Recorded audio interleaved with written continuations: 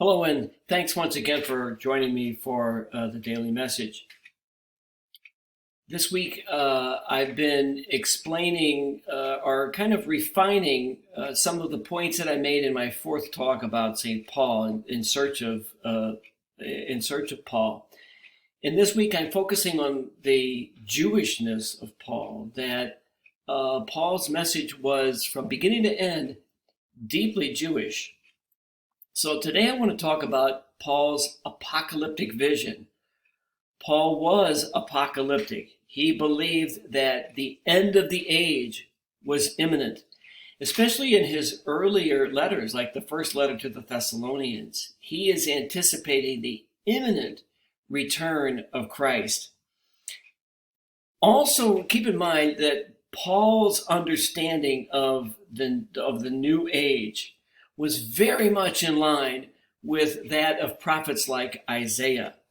Isaiah, in the later chapters of his book, understood the apocalypse, the time to come, as a time when all the nations of the earth, when all the nations would worship the God of Israel.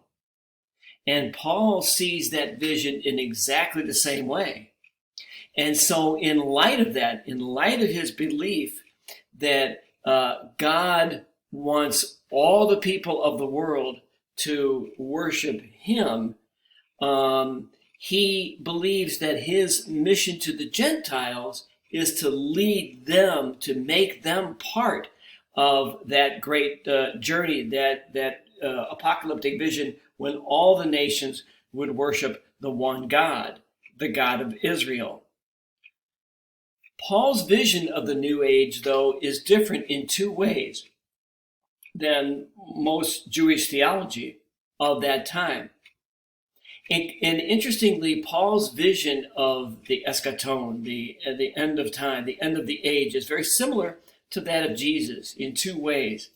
First of all, he believed that the eschaton was an age, not an instant. It wasn't as though in the flashing or the twinkling of an eye, God would reestablish his sovereignty.